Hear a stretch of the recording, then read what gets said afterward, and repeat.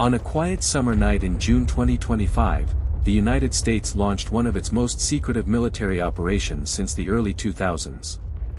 Operation Midnight Hammer was swift, silent, deadly. Its target? Iran's nuclear infrastructure. This is the real story of how B-2 bombers pierced the night sky to strike deep into one of the world's most guarded nations. Tensions between the US and Iran had been escalating for months.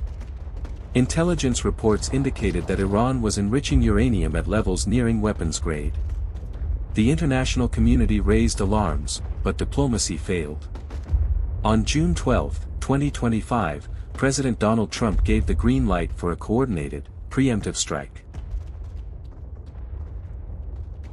At 2 o'clock local time, 3 B-2 Spirit stealth bombers, each carrying precision-guided bunker-busting bombs, took off from a U.S. airbase in the Indian Ocean.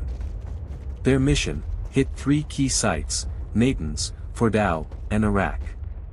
Within minutes, Iranian radar defenses failed to detect the low-flying B-2s. In under 15 minutes, the bombs were dropped. Multiple underground centrifuge chambers were reportedly destroyed.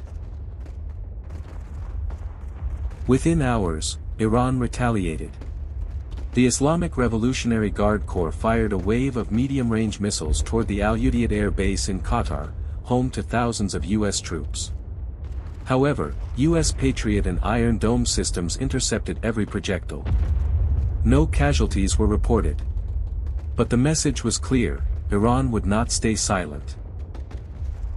World leaders responded quickly.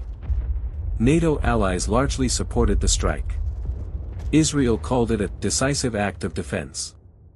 China and Russia condemned the action, calling it an act of war. In Iran, massive protests erupted. State media labeled the attack a declaration of aggression. The Middle East stood on the edge of another possible war. Operation Midnight Hammer was over in minutes, but its impact may last for years. Was this a necessary act to prevent nuclear escalation, or the opening shot in a much larger conflict? One thing is certain: war isn't always declared with words. Sometimes, it's dropped from the sky. Subscribe to War Documentary for more real stories from the battlefield.